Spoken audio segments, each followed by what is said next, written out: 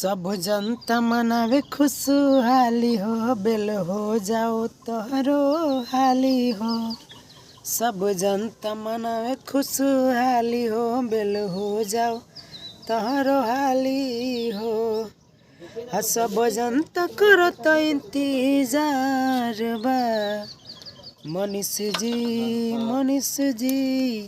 है जाने तो पे कुर्बान बा।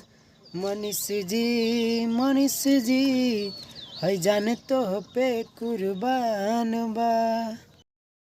अरे कि मनीष भैया के जेल भेज के बड़ा खुश बारह सौ। अरे कि मनीष भैया के जेल भेज के बड़ा खुश बारह सौ। तेजस्वी यादव मनीष भैया के रिहा कर न तो 180 दिन में तहार सरकार गिरा दियो सो।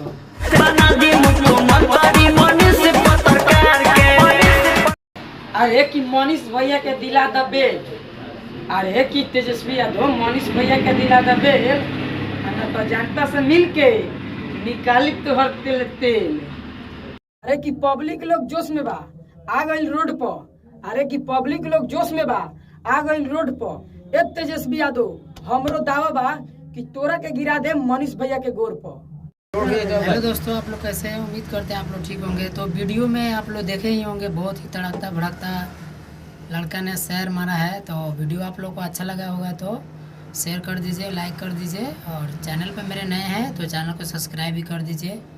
और मनीष भैया का सपोर्ट में बहुत अच्छा शेयर मारा है। तो अगर मनीष भैया का आप लोग सपोर्टर हैं तो वीडियो को ज़्यादा से ज़्यादा शेयर कीजिए, लाइक कीजिए, और मनीष भैया को जेल से रिहा करवाने के लिए ज़्यादा से ज़्यादा आप लोग प्रदर्शन कीजिए, और जो भी हो मतलब सपोर्ट कीजिए उनको।